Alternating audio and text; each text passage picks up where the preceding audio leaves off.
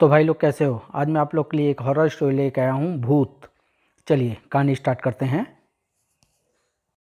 Bed पर पड़ी बरखा एकाएक बुरी तरह से तड़फड़ाने लगी। दूसरे ही पल उसकी हिरनी सी बड़ी बड़ी आंखें एक झटके के साथ खुल गई। इसी के साथ संपूर्ण बंगला एक तेज चीख के साथ गूंज उठा। बंगले में उपस्थित अन्य चार लोग, क्या हुआ शेखर? ये चीख कैसी थी? बरखा उसी की चीख थी। सुनीता उछल कर उठ बैठे। बरखा की चीख? अमर, क्या हुआ उसे? देखना होगा कांता, आओ सब, आओ मेरे साथ जल्दी। कुछ ही क्षणों में चारों बरखा के बेडरूम के सामने थे। ठीक उसी पल छनाक छनाक। अंदर क्या हो रहा है? मुझे तो डर लग रहा है। अमर जल्दी देखो, क्या हुआ है उस बेवकूफ़ औरत को? शेखर, मैं देखता हूँ उसे। दरवाजा भीतर से बंद है अमर भैया। धाड़ दरवाजा तोड़ दो शेखर। उफ, कहीं ये औरत पागल तो नहीं हो गई? दूसरे ही पल धड़ाक। कमरे की हालत देखते ही सुनीता और कांता के मुंह से तो जबरदस्त चीख उबल पड़ी। न नहीं, ओह शेखर, उफ, ओ माय गॉड। चारों बेहद तेजी के साथ अंदर आ गए। बरखा, ये क्या पागलपन है? बरखा, होश में आओ। ये तो सचमुच पागल हो गई है। हे भगवान। इसी क्षण पलट गई बरखा, मुंह से बेहद डरावने अंदाज में शब्द चिल्लाती, आ गए तुम दोनों। उफ, इसके मुंह पर तो खून लगा है, चुड़ैल। अमर और शेखर दोनों की आंखें फट सी पड़ी। बरखा, तुम्हारे होठों पर यह खून कैसा? यह खून नहीं, तुम्हारी मौत का निशान है कमीनों। मौत का निशान? बड़े विचित्र अंदाज में हंसती हुई बरखा गुर्राई, हा हा हा। मैं तुम्हारी मौत हूँ हरामजादो। तुम इन हाथों से मरना है तुम सबको। अचानक बरखा कांता पर झपट पड़ी। ठह, पहले तू मरेगी कुतिया कमीनी। आह। बरखा, अमर, आह मुझे बचाओ। अमर और शेखर पागल से हुए बरखा पर टूट पड़े। छोड़ दे उसे हरामजादी। आह। दूर हट, हा हा हा। आह। भरपूर तमाचा पड़ते ही बरखा जमीन पर जा गिरी और यह तो बेहोश हो गई। उफ अमर, ये तो पूरी पागल हो गई है। आह। मुझे तो ये आसार पागलपन के नहीं लगे जेठानी जी। तो इस पर तो शायद कोई भूत सवार था। भूत? तुम दोनों अपनी बकवास बंद करो। शेखर, देखो उसे, कमबख्त कहीं मर तो नहीं गई? ओह। शेखर ने अभी उसकी नब्ज थामी ही थी कि अरे जेठ जी आप, बड़े जेठ जी, जेठानी जी आप सब, और और यह सब क्या है? यह सारा सामान? उफ, आप लोग चुप क्यों खड़े हैं? मुझे बताते क्यों नहीं ये सब कैसे हुआ? क्या तुम्हें कुछ पता नहीं? क्या पता नहीं मुझे? उफ, आप लोग पहेलियाँ क्यों बुझा रहे हैं? साफ साफ क्यों नहीं बताते कि क्या हुआ है? कांता के बाल पकड़े रखा अपने रौद्र रूप में। क्या तुम्हें सचमुच कुछ याद नहीं है कि तुमने अभी अभी क्या क्या किया? नहीं। अमर ने उसे सब कुछ बताया। Oh no, oh my God, ये सब कैसे? ये सब मैंने किया? लेकिन कब? मुझे कुछ पता नहीं, मुझे कुछ याद नहीं। कमाल है। अगले दिन नाश्ते की मेज पर, बरखा तुम कुछ ले क्यों नहीं रही? नाश्ता करो बरखा और भूल जाओ कि रात क्या क्या हुआ। कैसे भूल जाऊं कि उस रात क्या हुआ था? खूनी स्वर में गुर्राती हुई बरखा ने बर्तन अमर पर फेंक मारा। कैसे भूल जाऊं मैं? अजीब स्वर में चीखते हुए बरखा ने मेज उलट दी। एक एक करके तुम सबका खून पी जाऊंगी मैं। उफ, आ बचाओ। आई शेखर, उस पर किसी आत्मा का साया पड़ गया है। आख थू, खून की उल्टी? अमर, न नहीं। एकाएक बरखा त्योरा कर फर्श पर गिर पड़ी और जल बिन मछली की तरह तड़पने लगी। आह। आह। गले से विचित्र खरखराता हुआ भयानक भारी स्वर निकला, मार डालूंगा, तुम सब मरोगे कुत्तों। अचानक उसकी सारी हरकतें बंद हो गई। वह बेहोश हो गई, साथ ही हमारे लिए मुसीबत खड़ी कर गई। शेखर, हरी अब, डॉक्टर आनंद को फ़ोन करो। ओके। आधे घंटे पश्चात। घबराइए नहीं, मैंने इंजेक्शन दे दिया है, कुछ देर में होश आ जाएगा। लेकिन ये दौरे कब से पड़ते हैं? पहले तो कभी नहीं, कल रात से ही। ओह, कहा नहीं जा सकता कि ये दौरा हिस्टीरिया का ही था। वैसे अगर ये फिर वही हरकत करे तो मुझे तुरंत बुला लीजिएगा। Okay doctor. 20 मिनट पश्चात। आह। होश में आ रही है अमर। सुनीता, कांता, तुम इससे जरा पीछे हट कर रहना।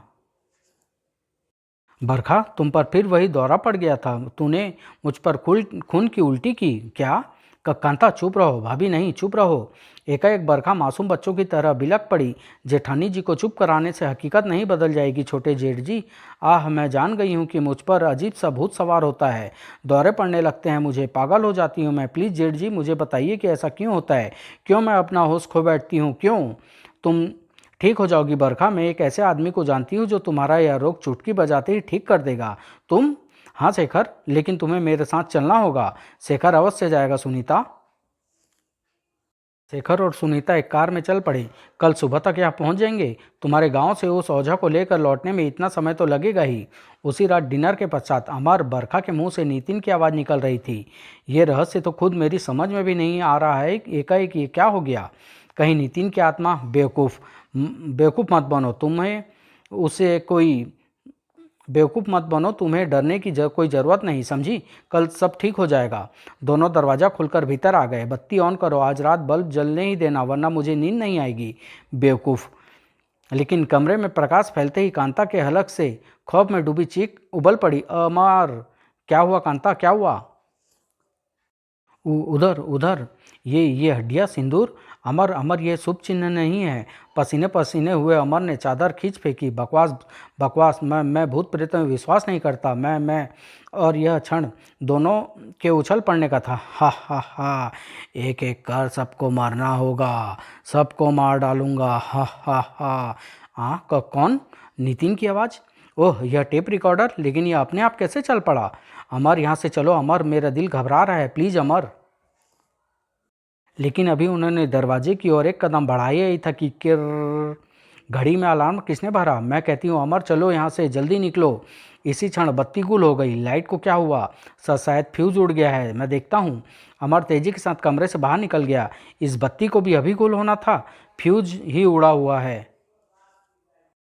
इसी के साथ बत्ती जल उठी। कांता डर रही होगी, इस समय मुझे उसके पास ही होना चाहिए। दरवाज़ा बंद था। अरे, दरवाज़ा क्यों बंद कर लिया कांता ने? शायद डर के कारण। बेवकूफ़, वह अंदर आ गया। कमाल है, बत्ती भी बंद। और पहली बार अमर के रोंगटे खड़े हो गए। नहीं कांता, कांता, उफ, नहीं नहीं, यह नहीं हो सकता। कांता, आंखें खोलो कांता, मुझे बताओ कि किस हरामजादे ने किया है ये सब। मैं उसका खून पी जाऊंगा। तभी खरखराता भारी सा स्वर गूंजा। ही, अब तेरी बारी है कमीने, अब तेरी बारी है। खामोश, अब तेरी बारी है कुत्ते, अब तू मरेगा। ही, तू मरेगा अब। मैं कहता हूँ चुप हो जाओ। खामोश खामोश खामोश। तड़ाक। तभी, जेठ जी क्या हुआ? उफ, जेठानी जी, ओ गॉड। तो तुम? कुछ ही कदम चलकर बरखा बुरी तरह चक्कर खाकर गिर पड़ी। ओह नहीं, अगर होश में आने पर कांता की लाश इसे फिर दिखाई पड़ी तो न जाने क्या कर बैठे। उफ, क्या मुसीबत है। लाश को फिलहाल स्टोर रूम में रखना ठीक होगा। लाश स्टोर रूम में रखने के बाद वह वापस बरखा के निकट पहुंचा। छपाक। होश में आते ही बरखा विलक उठी। ये सब क्या हो रहा है बड़े जेठ जी? जेठानी जी को क्या हुआ? किस नीच ने कत्ल कर दिया उनका? बरखा, इस वक्त तुम जाओ यहाँ से, प्लीज़ मुझे अकेला छोड़ दो, चली जाओ। ही, कैसे चली जाऊं कमीने? कांता के बाद अब तेरा नंबर है। बुरी तरह उछल कर पलटा ही था अमर की बरखा के तेज नाखून उसके चेहरे में पड़ गए। ही। ओह, यह फिर पागल हो गई है, इस पर खून सवार है। ही। लेकिन आज मैं इस चुड़ैल को जिंदा नहीं छोड़ूंगा। क्रोध से दांत पिसता हुआ अमर हाथ में दराती लेकर पलटा ही था कि ओह नो, ये तो फिर बेहोश हो गई। सोच कह रहा है बेवकूफ़, अगर ये जिंदा रही तो तुम सबके सिरों पर मौत की तलवार बनकर लटकती रहेगी। खत्म कर दे इसे। हाँ, मैं इसके टुकड़े टुकड़े कर दूंगा। अमर ने बरखा की गर्दन धड़ से जुदा करने के लिए हाथ हवा में उठाया। ठहर जा बेवकूफ़, क्या कर रहा है? अगर ये मर गई तो? ठीक उसी क्षण, बरखा, चली जाओ, मेरे सिर पर खून सवार है, मेरी निगाहों से दूर चली जाओ। अच्छा होता जेठ जी कि आप मेरे टुकड़े कर ही डालते। आधी रात को अचानक कौन है? बरखा। जेठ जी, दरवाज़ा खोलिए। बरखा इस समय? लेकिन दरवाज़ा खोलते ही कोई भारी वस्तु उसके ऊपर गिर पड़ी। ओह, यह क्या? कांता? खौफ में डूबा अमर चीखता हुआ वहाँ से भागा। नहीं नहीं, यह नहीं हो सकता। मैं मरना नहीं चाहता, मुझे कोई नहीं मार सकता, मुझे कोई नहीं मार सकता। ही। अगली सुबह मौत का सा सन्नाटा, आत्मा की गंध गुरु कपाली से छिपी न रहेगी। आप भीतर चलकर उसे देख लीजिए स्वामी। वह रही जेठ जी, जेठानी जी। बरखा, तुम ठीक तो हो ना? हाँ, लेकिन जीजी, बड़े जेठ जी व जेठानी जी, क्या हुआ उन्हें? कहीं तुमने? वे कल रात से गायब है क्या? ओ नो, काल का चक्र। गुरु का पाली की तीसरी आंख अनर्थ देख रही है। पुत्री को स्नान करा ले आओ, हम अभी अनुष्ठान आरंभ करेंगे। गुरु का पाली को देरी पसंद नहीं। चलो बरखा। लेकिन जीजी, ये कौन है? सवाल मत करो बरखा, जो कहा जाए करो। बरखा सुनीता के साथ बाथरूम पहुंची। मैं टब भर देती हूँ। लेकिन जीजी, ये सब क्यों? इसी पल सुनीता की चीख से बंगले का कोना कोना थर्रा उठा। सुनीता की चीख, अनर्थ। पाँव की एक जबरदस्त ठोकर के साथ शेखर ने बाथरूम का दरवाजा खोला। फिर, क्या हुआ सुनीता, तुम चीखी क्यों? वो टब में खून। शेखर का दिमाग भग से उड़ गया। खून? एकाएक कुछ सोचकर वह छत की ओर भागा। नल ऊपर टंकी से कनेक्ट है कहीं। शेखर, शेखर, कहाँ जा रहे हो? हम इस मनहूस बंगले में नहीं रहेंगे। शेखर ने टंकी का ढक्कन हटाया, झांका और अगले ही पल उसका चेहरा फक पड़ गया। टंकी में अमर भैया की लाश। लाश? किसकी लाश है शेखर? अमर भैया की। सुनीता। यह सुनते ही सुनीता मानो पागल हो उठी। बोल, बता कमीनी, जेठ जी को किसने मारा? बता, वरना मैं तुझे जान से मार डालूंगी। आह सुनीता, छोड़ दो, यह क्या पागलपन है? यह सुनीता हमारी जान के पीछे पड़ी है, इसी ने जेठ जी को मारा है। मैं इसे जान से मार डालूंगी।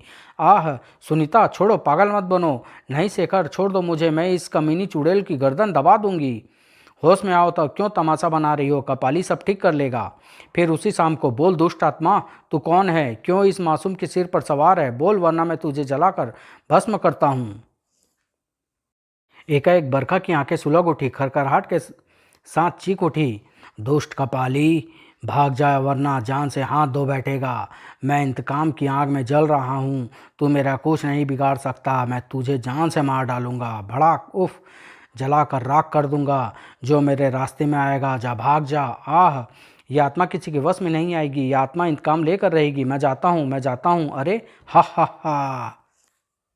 दोनों फुर्ती के साथ भीतर आ गए। यह तो बेहोश पड़ी है। शेखर, मुझे डर लग रहा है, यह हमें जिंदा नहीं छोड़ेगी। उससे पहले मैं इस कमीनी को खत्म कर दूंगा। अचानक बरखा खूनी शेरनी की तरह शेखर पर झपट पड़ी। आह ही, आई नहीं। वह दृश्य देखकर सुनीता चीखती हुई बाहर भागी। नहीं नहीं, बचाओ बचाओ। इधर बुरी तरह घायल शेखर लड़खड़ाता हुआ बाहर निकला। और ये मुझे मार डालेगी, मुझे भाग जाना चाहिए मुझे। आह ही। पागलों की तरह कार का दरवाजा खोलकर वह भीतर समा गया। अब मैं यहाँ नहीं रुकूंगा, किसी कीमत पर नहीं। कार को उसने आंधी तूफान की तरह दौड़ा दिया। तभी, शेखर, शेखर, रोको रोको, मुझे भी साथ ले लो। ही। रोको रोको प्लीज शेखर, मुझे मुझे। धड़ाक आई। और ठीक इसी पल दहशत से जड़ हो गए शेखर के हृदय ने धड़कना बंद कर दिया। कार बुरी तरह अनियंत्रित हुई सड़क पर लहराई और दूसरे ही क्षण एक भयानक विस्फोट के साथ उसके परखच्चे हवा में उड़ते चले गए। धड़ाक। गश्ती पुलिस जिप्सी का सायरन हवा में गूंज उठा। इधर बरखा पागलों की तरह हंसती चली गई। हा हा हा।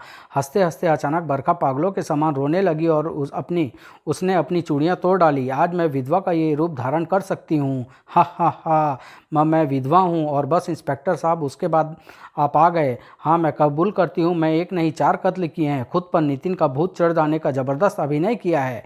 मैं हत्यारी हूँ, लेकिन मैं हत्यारी क्यों बनी? उन्हीं चारों दरिंदे के कारण इंस्पेक्टर।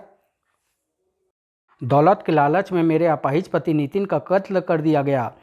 शेखर, वसीयत के मुताबिक इस लंगड़े की शादी के 1 साल बाद इसे इसकी जायदाद का हिस्सा मिल जाएगा। हाँ अमर भैया, हमने बरखा से इसकी शादी कर दी है। अब इसे ऊपर पहुंचाकर 1 साल बाद बरखा से जायदाद हासिल करके उसे भी। हा हा हा। हरामजादे कमीने, इसे उठाकर सीढ़ियों के नीचे फेंक दीजिए देवर जी। हाँ जी, जरा जल्दी कीजिए। हा हा हा। अभी लो डार्लिंग। दोनों ने उन्हें अपनी अपंगों वाली कुर्सी पर बैठा दिया। और आह कमीनों कुत्तों, भगवान तुम्हें कभी क्षमा नहीं करेगा। अरे यह तो अभी भी जिंदा है, अब नहीं रहेगा। आह खचाक। मैं अभागिन उसी क्षण अपने पिहर से लौटी थी और वह दृश्य देखकर मेरी आंखों खून के आंसू रो पड़ी। कमीनों कुत्तों, मैं तुमसे इंतकाम लूंगी। अभी विधवा का जोड़ा नहीं पहनूंगी मैं। नहीं नहीं नहीं। और फिर एक दिन मैंने ऐसा अभिनय शुरू कर दिया कि जैसे नितिन का भूत मुझ पर चढ़ गया हो। मैं तुम सबको मार डालूंगा। हा हा हा। चुड़ैल दिखने के लिए सबसे पहले मैंने अपने मुंह पर बकरे का खून लगा दिया। उफ, इसके मुंह पर तो खून लगा है। चुड़ैल। अगले दिन लंच के समय मेज उलटते वक्त मैंने चुपके से एक रक्त भरा गुब्बारा मुंह में रख लिया। कांता को डराने के लिए उस पर खून की उल्टी की। कांता व अमर के बेड पर हड्डी व सिंदूर रखा। वे आने ही वाले होंगे। टेप रिकॉर्डर में नितिन से मिलती जुलती आवाज़ का भरा कैसेट डालकर उसे ऑन करके मैं चली गई। ठीक समय पर वह बजा। हा हा हा। एक एक कर सबको मरना होगा, सबको मार डालूंगा। कांता की छाती में कील ठोककर उसकी हत्या की। आह। टेप रिकॉर्डर में रखी कैसेट लेने के लिए मैं अमर के कमरे में जा पहुंची और बेहोशी का नाटक करते हुए अमर को डराने के लिए मैंने ही कांता की लाश का इस्तेमाल किया। दरांती से अमर को घायल किया। मुझसे बचने के लिए ही शायद अमर बर्फ से ठंडे पानी की टंकी में जा छिपा। मैंने फिर शेखर व सुनीता को मारकर अपने पति की हत्या का बदला ले लिया। हाँ इंस्पेक्टर, अब मैं भी चैन से मर सकूंगी। और फिर वह सब कुछ बहुत ही अचानक हुआ। धाएं एक गोली चली और बरखा की खोपड़ी में घुस गई। समाप्त।